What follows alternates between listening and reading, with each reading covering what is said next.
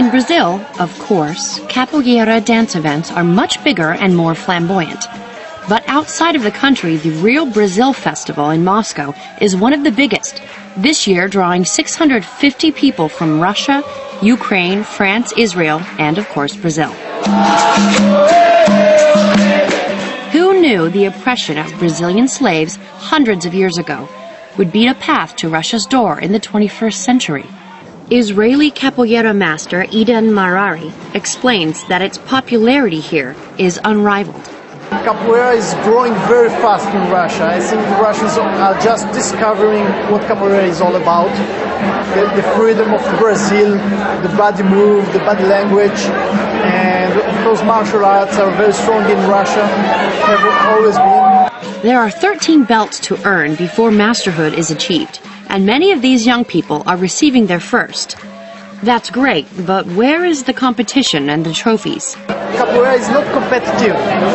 It's more like an art than a fight system. You know, it's good for your spirit, it's great for your body, and the people do it mostly because it's fun. It wasn't always so. It was about survival in a hostile social climate, and at times it was even made illegal. Like so many forms of native dance, this employs fight tactics. It was used by natives in Brazil as a way to express oppression.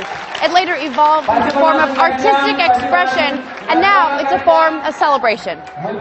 The director of Moscow's Real Capoeira School says that what he teaches gives curious young dancers access to cultures that many of them have only ever read about. We've traveled for 5 years, visited a lot of countries and invited the best 25 masters to come here from Brazil, France, Italy, everywhere. Every year it becomes more and more popular. Here I can compare it with yoga. It's very good for your body, mood and energy.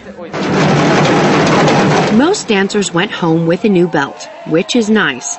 But with this stable of talent, one can't help hoping that maybe, in a few years, we'll have a more serious show. With more costumes, more cameras, and more action. Lindsay France, Primetime Russia, RT.